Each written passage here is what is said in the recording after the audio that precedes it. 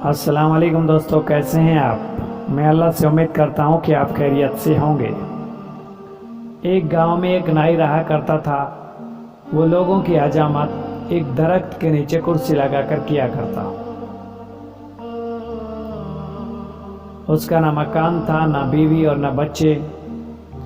بڑی ہی مشکل سے اپنی زندگی کو بسر کر رہا تھا، اور اس کی ملکیت میں کیول دو ہی چیزیں تھیں، ایک اس کی چادر اور ایک اس کا تکیہ۔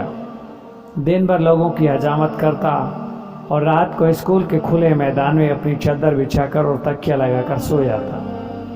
ایک دن جب رات کو سویا اور صبح اٹھتے ہی اس نے اس گاؤں میں شور سنا، اور اٹھ کر دیکھنے کے بعد اسے پتہ چلا کہ گاؤں میں سیلاب آ گیا ہے، باڑھ آ گئی ہے، اور اس باڑھ سے لوگ اپنے آپ کو بچانے کی کوشش کر رہے ہیں۔ تو اس نے اپنی چادر اور تکیہ اٹھایا اور ایک اسکول کی پانی کی ٹنکی کے اوپر چڑھ گیا، اور وہاں جا کر چادر بچھا کر اور دیوار سے تکیہ لگا کر کے سو گیا اور لوگوں کو دیکھنے لگا۔ لوگ اس سیلاب سے بچنے کے لیے کوئی اپنے مال مویشی کو لے جا رہا تھا، کوئی اپنے قیمتی کپڑے، کوئی اپنا قیمتی سامان، اور کوئی اپنی جان کو بچانے کی کوشش کر رہا تھا۔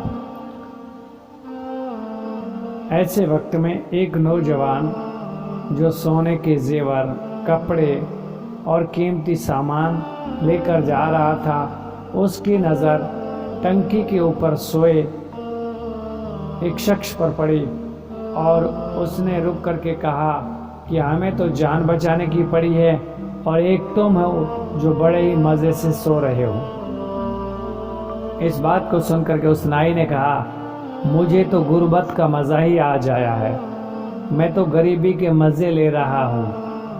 اس کہانی کو سن کر مجھے بہت ہنسی آئی، اور پھر میرے دل میں خیال آیا کہ ہمارے بزرگ یوں بتا گئے کہ ایک دن میدان حشر میں جب تمام انسانیت کا حساب کتاب ہوگا، تو اس وقت سب سے پہلے غریب انسان کا حساب کتاب ہوگا۔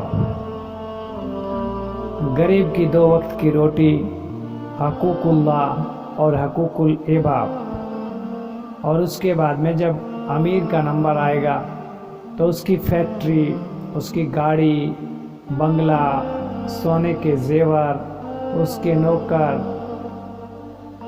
عیش و آرام کی زندگی، حلال اور حرام کمائی، زکوٰۃ کا حساب کتاب۔ جب اتنے سوال ہوں گے تو امیر اسے سن کر کے پسینے سے تھر تھر کانپ رہے ہوں گے۔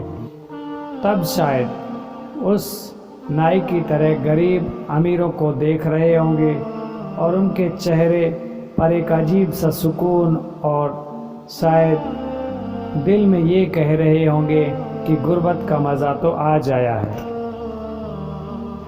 اور اللہ سے دعا کر رہے ہوں گے کہ اے اللہ، آپ کا شکر ہے کہ ہمیں ہر نعمت کا شکر ادا کرنے اور اس کا استعمال اور صحیح طریقے سے اسے تقسیم کرنے کی آپ نے ہمیں توفیق دی۔ یہ ہمارا کمال نہیں ہے، بلکہ یہ ہمارے اللہ کا کمال ہے۔ ایسا وہ شکر ادا کر رہے ہوں گے۔